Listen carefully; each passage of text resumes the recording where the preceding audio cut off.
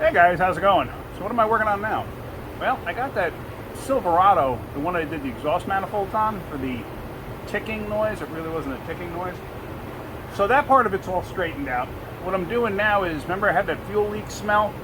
And I showed you that line was rotted. It's just a vapor line. It's not a pressure line at all. All it has is vapor in it. So I don't have to worry about it being under pressure. If it was under pressure, I'd have to do this a completely different way. This is only because it's for vapor.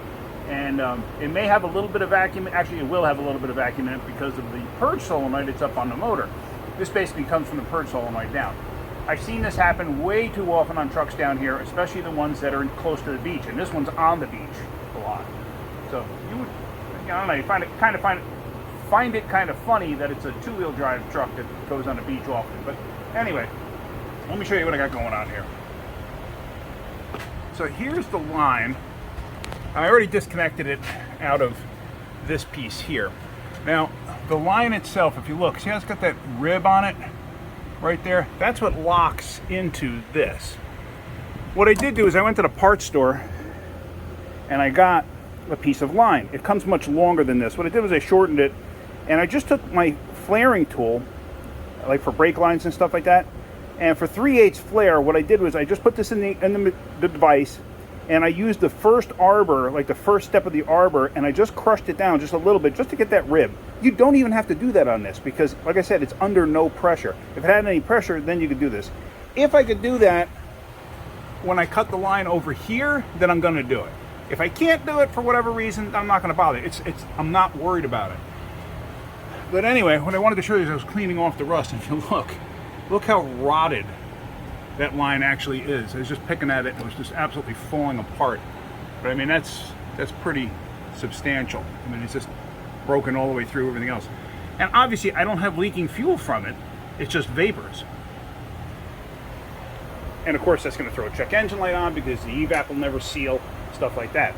So, but like I said, if it was the pressure line, completely different repair, completely different story to the repair. So right now, all I'm going to do is I'm going to cut this line out of there, break it, whatever. It's going to fall apart in the process. So I'm going to get this out of there. I don't know if I could film the whole thing or not. Probably not. It'd just be kind of pointless, to be honest with you. Let me just get this thing out of here, and then I'll show you cutting the other end, and then hopefully I can put a flare into it and show you that. All right. So there we go. We got the line cut out. Hopefully the fan that's blowing is not interfering with this too much. It's really, really hot here today. So I got to cut up to that point. And now what I'm going to do, if I can get this right on it, should be close enough. Yeah. So now what I'm going to do is I'm going to just cut this over here where I got a nice good clean piece. The rest of the line itself is actually okay. It's got some rust on it, but it's not rotted like the rest of this thing was. So now, I like this tool in particular because it's spring-loaded, so you crank down on it and it keeps like an even amount of pressure to make an even straight cut. I'd gotten this from Matco. I know Matco sources a lot of their product from other companies, but you know what? They come to the shop, so I support the guys that come to the shop.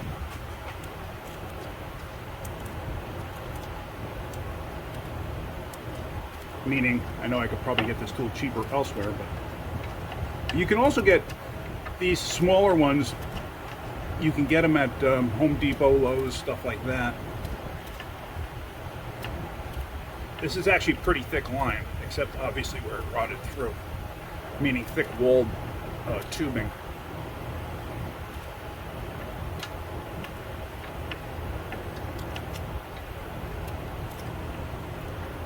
Alright, so now the reason I cut it like that, because the one end I had cut with the with a little hacksaw that I had. I have a little air hacksaw. I just use that to cut the line into multiple pieces and then take out of the way.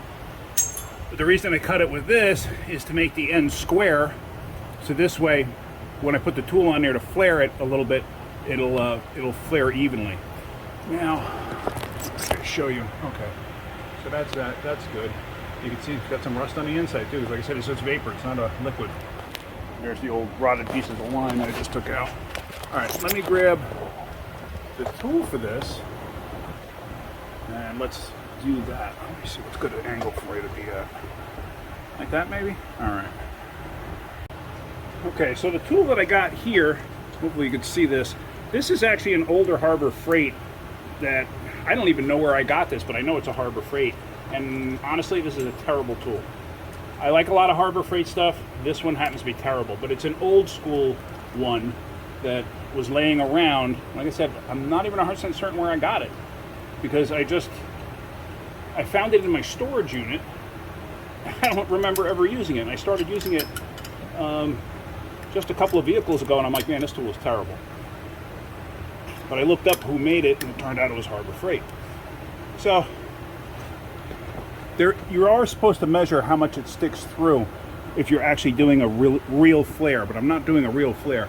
Now the measurement is, whoops, I just dropped the die. The measurement is the step on the die right here. They want you to use that as your measurement. Hold on a second. For how much that sticks through. See if I can show you. You can even see this. I'm sorry for the camera bouncing. You basically use it as a height gauge. And see, I'm actually pretty darn close just because I've done this for so many years. But it doesn't really matter. So the first step on any flare is you stick the tool in this way, and this starts the process. So now you stick the tool in that way to start the flare. But like I said, all we're going to do is get it started. And this is thick tube, thick wall tube, so it's a little difficult. I think that's going to be enough. Usually you would go till it bottoms out, basically flattens that thing down as far as it'll go, and that would be the first step to making a flare.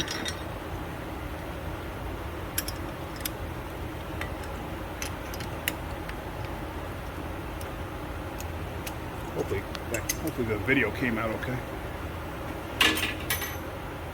I mean, I would try and buy another Harbor Freight one of those. I have a Snap-on one somewhere too.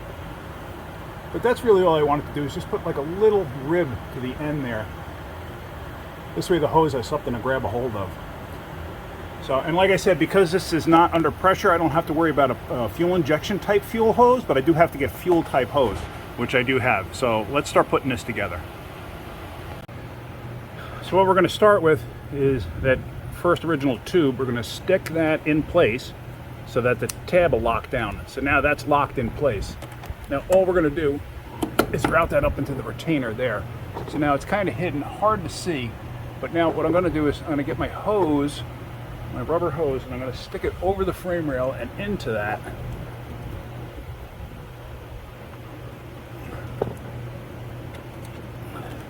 Just like that. And I tighten that clamp up.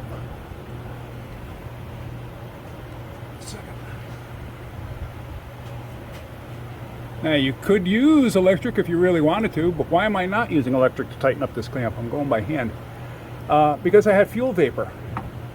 You use electric and you got fuel vapor, there's always a chance that you got a spark. And when I say electric, I mean cordless, you know what I mean. So now, what we're going to do is route the line. Back up.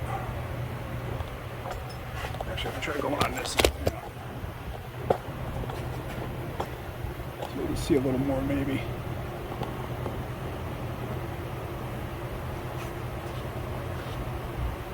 And then I'll zip tie the hose in place and keep it from rubbing. The hose is too long for what I need, so I'm going to wind up having to cut it down. But let me get zip ties first.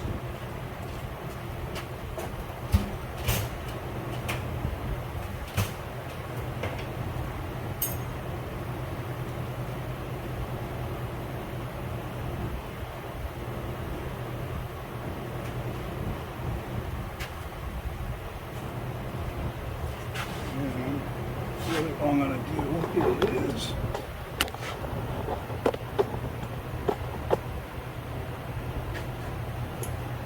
zip tie this line to the other line.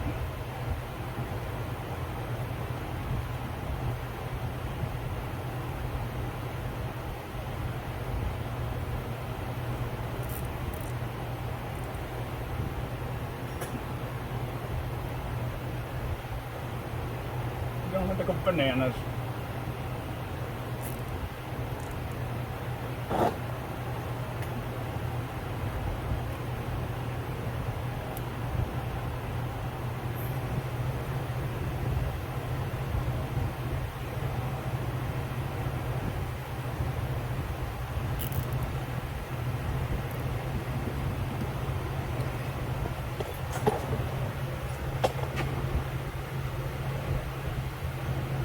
Hopefully that wasn't too much in your way there.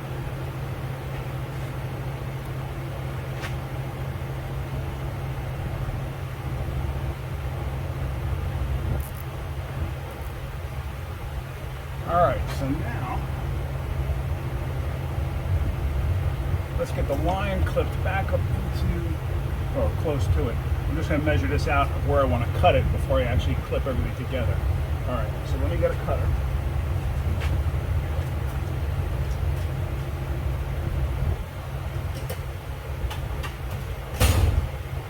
I don't know if you just saw me crack my cranium into the lift. But there you go. What do I want? Cut that right there. We get our little clamp. Our clamp in place. Get our hose in place.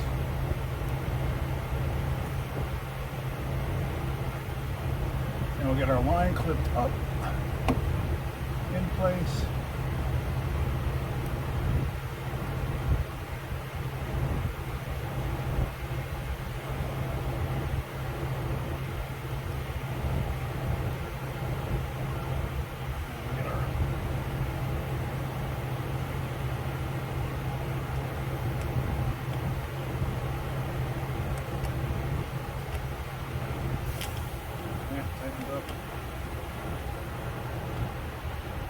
Okay.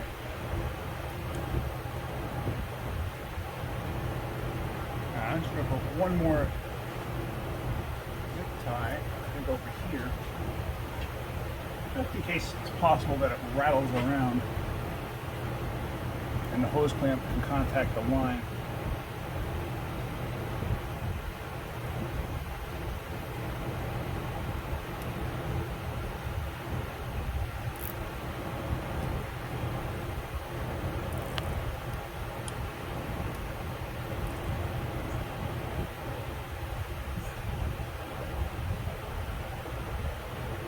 Actually, what I'm going to do is be on the safe side. Let me turn that clamp around. I'm not happy with where the clamp is, because if the clamp rattles around, it could wind up hitting. I just really don't want that.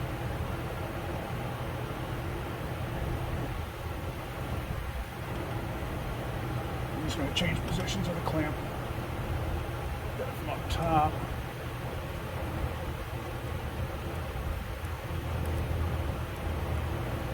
Okay, that's perfect. This way I won't hit. Alright, so